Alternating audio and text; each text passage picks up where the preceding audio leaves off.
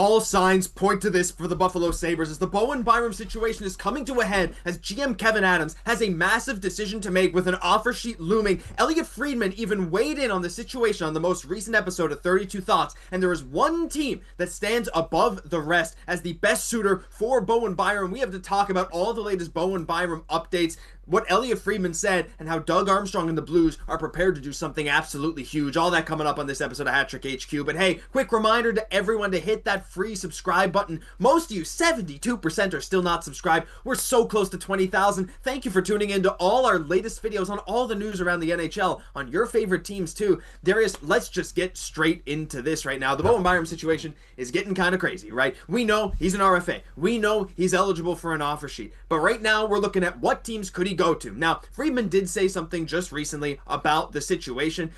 It indicates one specific thing, right? We do have Bowen Byram here, notable RFAs who did not file for arbitration, thus remain eligible for an offer sheet: Byram, Cam York, and Jack McBain. Now, as of the recording of this video, Darius, before we get into the Friedman stuff, before we get into the other stuff, Buffalo can still take Bowen Byram to arbitration within an hour and a half of while this video is posted, so maybe they did it, but they probably won't, because in that case, then Byram gets to pick the term, and that would just mess Buffalo over. He'd go straight to UFA. What are your thoughts on this situation right now?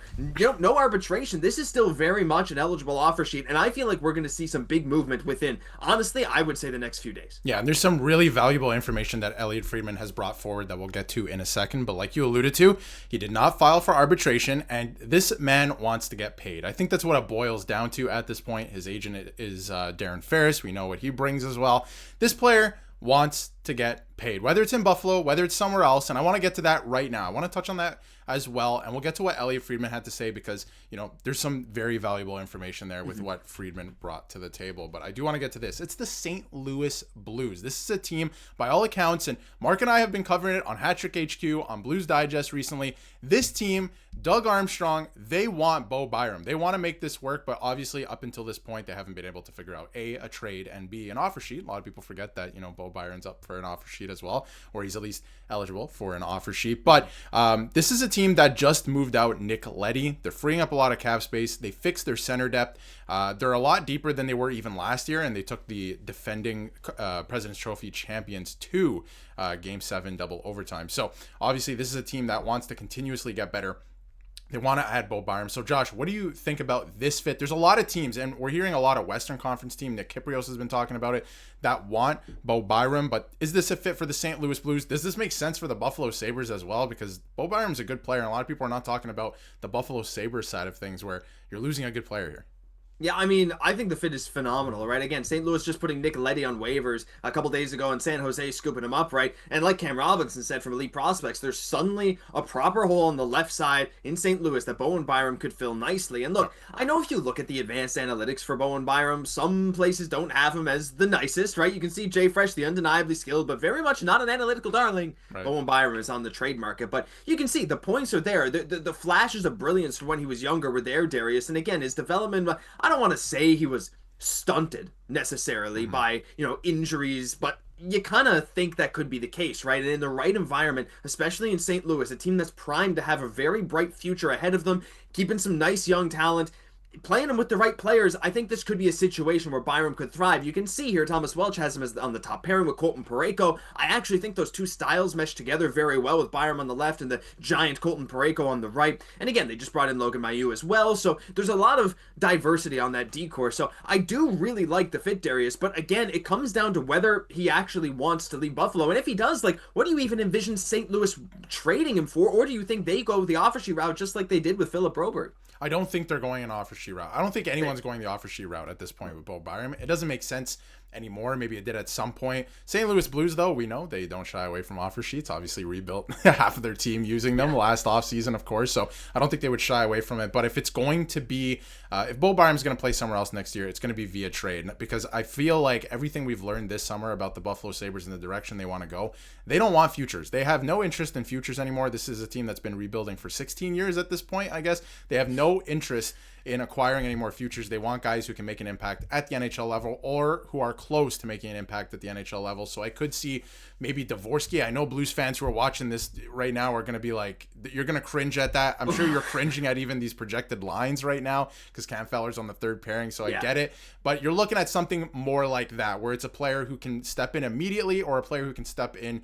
sooner. I don't think it's an offer sheet at this point, and I'm not even sure right now. We can kind of get into what Elliot Friedman was saying at this point. We know that St. Louis could be obviously a suitor for him, but if you look at his projected salary and what he wants to make, this is a player who wants to get paid. And I don't know if he necessarily wants, it could make sense for him to leave Buffalo, but I don't know if, he necessarily wants to or even cares to play somewhere else, right? I do wonder if he wants to stay in Buffalo, but he's going to make a lot of money, Josh. I wanted to bring this up. Like, he's projected to make $7 million at this point.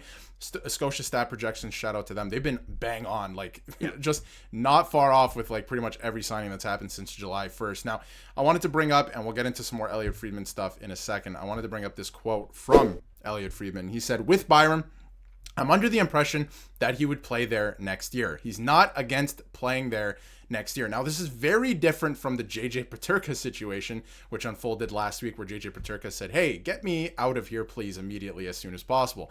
But this is much different. Bo Byram, I think, just wants to get paid. So what do you make out of that? Obviously, Friedman's weighing in, saying, I'm not necessarily sure he wants to leave. It could make sense for Buffalo to trade him. You can get a massive haul in return. But what do you make of this situation? So what I make of this is that it kind of pins Buffalo into an interesting place here. Now, Buffalo has not had much leverage especially when they got rid of Peterka and some other situations throughout their history, of course. But with Bowen Byram, they have a bit more in this case. But the problem is, again, as the recording of this video, by the time this comes out, we will probably know whether they took Bowen Byram to arbitration, but he probably won't. As Elliot Friedman says, if they do, Byram's probably just going to pick a 2-year term, similar to what Jeremy Swayman would have done in Boston if he had not signed that extension. He would just say, give me a 2-year term, walk me to unrestricted free agency so I can leave and get paid somewhere else, right? If you're not willing to pay me now. So, and we've heard little rumors about how Byram, something he might want above $9 million. I don't know if that's really founded in anything or not, but if that's true, there might be a team willing to do that. And again, based on what Friedman said, to answer your question, to me, this tells me that, Buffalo has to make a decision right now, because if they don't want to pay him, they know what's going to happen, right? They know that, I don't think an offer sheet's going to come, but they know teams are just going to be like, okay, well, now we know you don't want to pay him. We'll just offer you less and less and less. And his trade value goes down by the day. I don't think you're going to get more for Bowen Byram in a trade than you would right now, which is why I think this is an urgency for Kevin Adams. If you can get him for a 4 or 5 year deal around that $6.5 million, $7 million mark, I think that's okay. And I know Buffalo has other problems, but keeping on a guy like Byram that you traded Casey Middlestat for, I think it's absolutely worth it. But again, Darius, I think this just shows that if Buffalo doesn't sign him in the very short term, if he does not mind staying in Buffalo and they can't get something done with their restricted free agent, a trade is very likely, which is why, again, I think all signs point to a team like the Blues or someone else swooping in and trying to grab him. Absolutely. And like we touched on already in the video, he didn't file for salary arbitration himself. The team is not going to. They could at the time this video comes out. We're recording it right before the deadline for them to do that. It just makes no sense. They're not going to do it. I would be very shocked if that happened. They're not going to do that.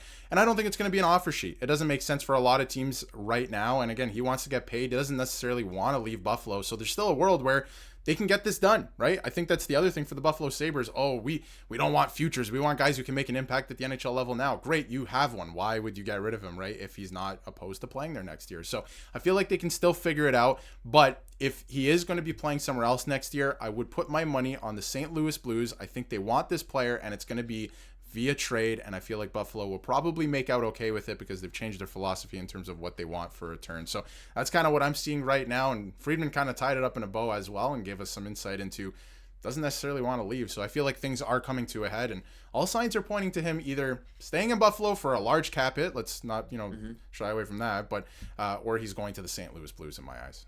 Yeah, I think you're bang on, unless another team comes out of the woodworks, but it just feels like everything is working towards that. The Blues have been one of the most active teams this free agency and during the trade market. Of course, the Bolduc from IU trade. There's so much else going on in St. Louis right now. I mean, it's a really fun organization to follow, and hey, if they add Bowen Byram to the mix, it's just masterclass by Doug Armstrong. But leave your thoughts on everything down below, because this thing's going to happen very, very soon, and if you want to stay up to date on all the latest news, hit that free subscribe button down below, because we're going to be covering everything in the NHL, and hey, while you're down there, leave a like on the video video as well. Thank you all for watching. I'm Josh Gosse, my co-host Darius Domingues. We'll catch you in the next one.